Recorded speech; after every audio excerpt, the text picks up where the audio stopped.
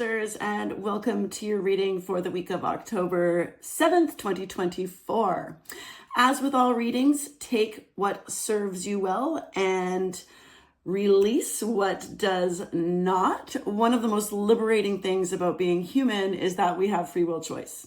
So no matter what messages Spirit has for us this week, we can always have the power to change them. All right, so this week we are going to pull one Spirit Power Animal Oracle card, one Work Your Light Oracle card, and then we will do situation, obstacle, advice with our friends from the tarot. Okay, so what have we got for Manifestors this week? All right, it's been 2 weeks since I did a reading, and I'm so happy to be back to it. All right, this week we have Wolf, which is Guardian. You are safe and protected at all times. I also always get a lot of family vibes from Wolf, right? They live in packs. The idea of the lone wolf is that that's an unusual sighting, right? Like it's not something that is common. We see wolves are very family related. So know that you are safe and protected, and we'll see how this ties in with everything else. All right, so when we are working your light, what advice does this beautiful deck have for us? And it is transformation. Ooh, things are changing at a cellular level. There is some deep healing happening as well, and perhaps it is in with the family. Let's see, the reflectors had a very powerful family message in my last reading, so I'm wondering if that's going to be a trend. Let's find out. Okay, so we've got, oh, well, that's coming out. Okay, so our situation is the King of Cups. All right, and I didn't even shuffle, so we're going to do that. Okay, so situation, and oop, yeah, that's it. Hello, awkward. Okay. The obstacle is the Six of Pentacles, and advice is, ooh, the Knight of Swords. Okay, Manifestors. Okay, so our situation is going to involve the King of Cups. Look at this. We've got quite a lot of masculine energy here. And, okay, the King of Cups is like this is a person. It's got a kind of a, I mean, it's not a, definitely, it doesn't have to be a man. It's like that kind of like male energy, but it's a softer male energy with the King of Cups. Like the King of Cups has he has been through it and he's on the other side. He has got his emotions in check. But he can be a little bit moody, right? So it's interesting. So let's even take a look at the card, right? They've got these waves, right? So the water is emotions, that kind of stuff. And then we've got, there's even a ship here out at sea, and it's rocky, but he is sitting here on his platform, perfectly calm, very steady, very in control of his emotions. Okay, so this is our situation. The obstacle, and this is very interesting, is the Six of Pentacles is a card of reciprocity, and it's a card of generosity. It's a card of give and take. So there's something going on in terms of, I feel like is money related. But notice how he's got the scales of justice here. So it's also a card of fairness. So if this is the obstacle, that means that there's something not kind of fair. You feel like for some of you, you feel like there's something unfair happening, perhaps with a sensitive male energy in your life. Okay, so that could be there. And then our advice is the Knight of Swords. And it's so interesting because, well, here we've got quite a few court cards, right? We've got the two. And the Knight of Swords is it's actually one of our timing cards, which means that something needs to happen very quickly and to take action. And you can see, it's like there's so much action happening and it's in your head. So when we are so the swords are all about, our thinking, our thought process, our mental health. So the advice is actually to make a quick decision around whatever you need to do here. And now the cool thing is that Wolf is telling us, Manifestors, that we are safe and protected to do so.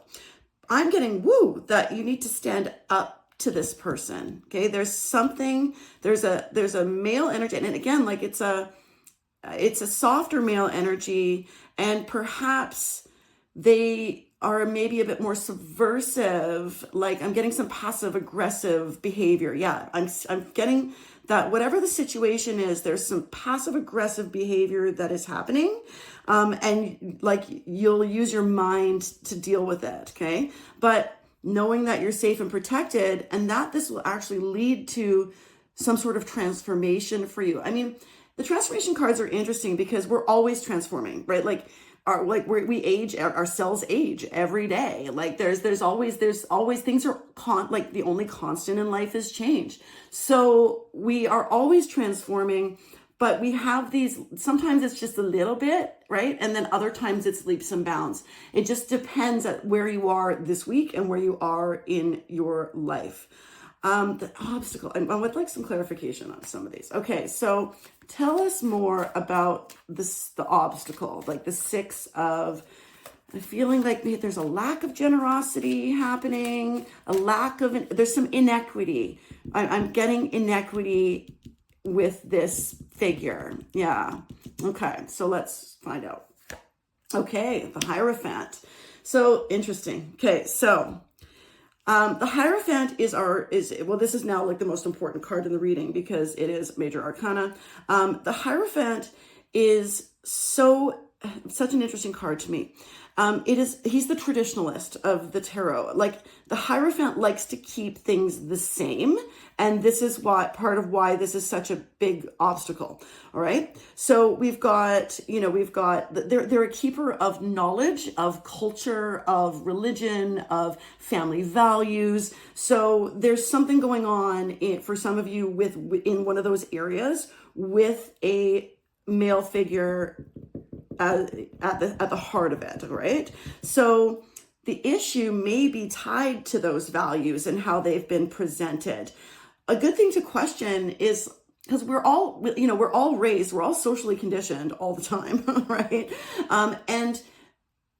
Socially conditioning. Okay, yeah, boom. Okay, so the Hierophant is, I'm getting very strong social conditioning around money and what is fair. That is our obstacle. So lack mentality. Okay, wow, things are coming. Okay, so you're being encouraged to overcome our lack mentality around money that has been instilled in us from a father figure in our life. Okay, it's very interesting. So for me, like I grew up solidly middle class, right? Like we were comfortable. We worked hard. We saved money. It's all paying off, right? Like it's very helpful and it's an amazing thing. But one of the things that I was told growing up over and over again is that we're middle class, right? And we work hard. And again, these are not bad values, but they are actually lack focused. They are not abundance focused. Now, for somebody who grew up, on the poverty line or below it, being middle class would seem incredibly abundant. But for me, because I grew up middle class, abundance for me is, being able to do whatever I want when I can, right? And so, doing whatever I want when I want. And so I have had to do a lot of work around the lack mentality of being middle class. I hope that makes sense, right? Because it all depends on where you are. If you're born a millionaire, right, you'll have this abundance mentality, perhaps, but maybe not. Maybe if you were born into a family with millions, nothing might ever be enough for you. So okay. So very much getting, so there's a lack there's a lack mentality for some of you, right? That in order you're ready to transform, right? So you're safe and protected in this process. I still listen to, my lack mentality has made so many shifts over time, right? I've really, really worked on it, and it's a beautiful thing. Things flow to me all the time now. I just got signed up for a free trip to Disneyland, right? So I'm okay. And that just came to me, right? That came to me. I didn't ask for it. And I'm just I'm doing it. Anyways, it's something to do with my work, but whatever, it's a free trip to Disneyland. People are giving me more gifts than usual. It's very interesting. And so And I'm grateful for every single thing. And it doesn't, of course, have to be about money, but I'm really getting about money. I just noticed the cat over here. That's very interesting. There's a lot of Egyptian quality over here. So we are being asked, manifestors, to take a look at our lack mentality and take a step towards transforming for more abundance. Okay. We need to take a look at those family values that are causing it and make a quick decision, right? Like we can overcome this. You're being asked to, the advice is to work with your mind and do it now. We need to change our minds around abundance, 100%. Oh my goodness. Okay. Usually I clarify that. Yeah, let's do it. I like to clarify the Eight of Swords. Okay. So please give us a little bit more, us manifestors, about the Knight of Swords. Like, what's up with that? How can we help make this decision and break free from this lack mentality? This is like the most abundant card in the deck. And it's to envision this, all right? So we need to, I always come back, probably I'll talk about meditation till I'm blue in the face, right? So, okay. This is the Ten of Pentacles, which is like one of the happiest, like most, it's like almost as happy as you can be with your resources, with your family, with your time, with everything. So we are being very clearly to focus on this hugely abundant card. I love Spirit so much. I just gotta say, right? Like, they have such a good sense of humor. So anyways, I feel like I'm like, let's sum up. Okay, so we've got a lack mentality that what you were raised with, right? There's a lack mentality that some of you were raised with from the family, and we are being invited and encouraged very strongly to transform that lack mentality into one of abundance. There are literally hundreds, if not thousands, of meditations on how to do this. So I would just Google, like go to YouTube and like spin the wheel, put something in there. And if it works for you, great. But like, wow, like this is, yeah, abundance is probably like the number one thing that people meditate about. And you're like full steam ahead to do that this week. All right, manifestors, I'll hope to see you next week. And yeah, let's do it.